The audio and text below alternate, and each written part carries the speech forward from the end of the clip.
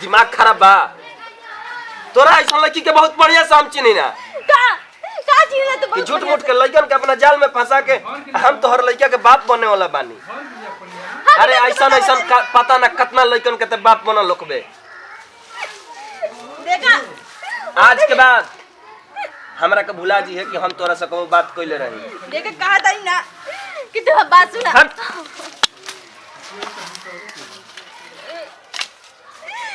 ए भगवान अब केकरा के बाबा मुंह देखाई अब केकरा के कहे जाई हम अपन दुख के बात है। बताओ घर से निकल ना बहरी तो बहरी जा करा घरों में कर एगो बेटी सियान बिया कपार पर पता ना काने कहाँ निकलल बिया ओकर तो पते नहीं के रहत आ पतो ही ऐसा लंगटी लागल बिया घर में नगर नाचिन तो दिन भर तने मारे में तबाह रहती। हमरे तो बुझाते नहीं कि हम काहे घर में करी का ना करी लड़की से हम परेशान हो गइल बानी। एगो उहा के बानी इतना उहा का आदत खराब बा चल तनी ताश खेले बैठे हां बतावे जे लड़की के कपार पर फिक्र नहीं कि लड़की सियान भइल जाई कहूँ घर भर देखी हैं हमार दिमाग खराब होकर रख देले बा। सुने तनी बच्ची का हमरा नु बुची के नु एकदम रहन ठीक नहीं खेलागत।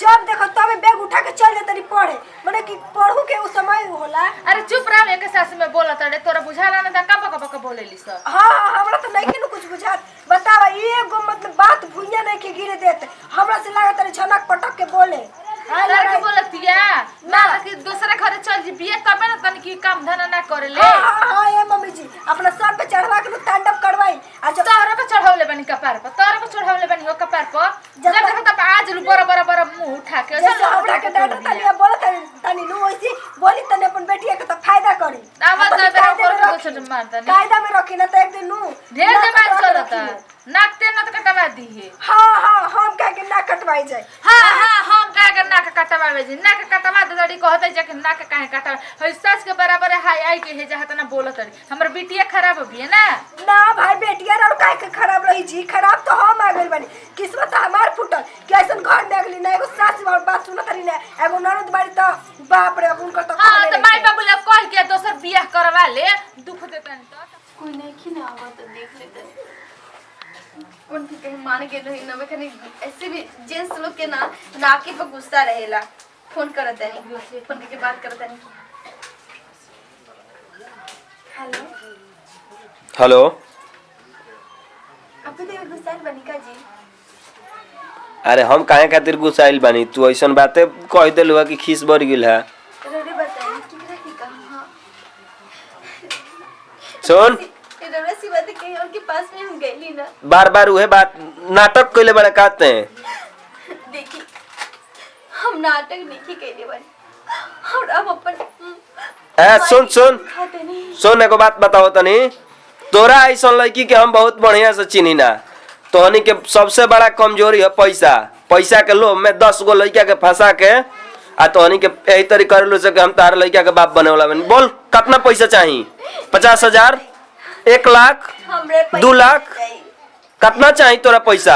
हमरा पैसा नहीं चाहिए बाबू हमरा पैसा नहीं चाहिए हमरा सिर्फ तोरा चाहिए हम सिर्फ तरह की पावे के चाहते नहीं हमरा पैसा से धन संपत्ति से हम तेरा प्यार नहीं की कहली बानी देख तो ना है वैसे लड़की की हम पैसा के लालच में तरह से प्यार करी एवे खाली पैसा के लालच से तरह से जिए तनी हमरा ऐसा सीधा साधा लड़का के झूठ मूठ के फंसाओ मत ठीक ना। आ एक बात सुन ले तोरा जौन चीज के जरूरत बात हमरा से ले ले बाकी हमरा भी अब फोन करे के कोनो जरूरत नहीं खे ना बाबू ऐसे मत बोला देखा हम जीते जी मर जाए ऐसे तू बोलवा था देख अब बुरा मत बोलवा हमरा से तोरा ऐसा 10 गो लड़की हमरा भी रोज आवेली या रोज जाली ठीक ना 10 तो और पैसा के ले लो यार जिया तो चाहे मरे तो यार बाकी हम पैसा के ले ना हम तोरा चलते और तुम्हारी बाबू की चलते हम जिया थे पता ना केकर ना जाए औलाद अपना पेट में लेके हमरा के बाप बनाओ तरे ये कैसे तू बोले था तेको तो क्या हमारा मैं नहीं के लगा था कि ऐसा सुन बात बोले था बंद कर अपन बकवास आ तोरा जौन चाही तौन बोल हम सब बढ़िया से चिन्ह तनी कि ते काहे खातिर नाटक कर रहल बाड़े। हमरा कुछ नहीं चाहिए हमरा के सिर्फ तोरा के पावे के बाप अतर बच्चे के साथ खुश चल तो हमरा के भुला जो देखा ऐसे मत बोले ना, तो हम जीते जी मर जाए। देखा बहुत प्यार करे तरह से। हम केहू और से प्यार करी ना। हमने की जरूरत है कि तू केहू और से प्यार करे ला, बाकी हम तरह से हम प्यार करे ले बाबू, और हम तेरा बिना ना जी सकेले। देखा हम कुछ नहीं जानते नहीं, ये बात है हमारे माई हमारे घर के फैमिली लोग जान जाइए, घर के आदमी लोग हमारे माई जीते जी मर जाइए। देखा सुन, हमरा के हमारे माई से हमारा मांग के लेके चला, हमारा भी प्यार का नाटक मत कर झूठ मूठ के। ये तोहर बच्चा मर जाए हमरा बिना। तेरा देखा ले चला हमरे की दुनिया से, ले चला। हम तोरा के ते ही हमारा के मिल है सतना लड़की में कि हम तोरा के ले चली।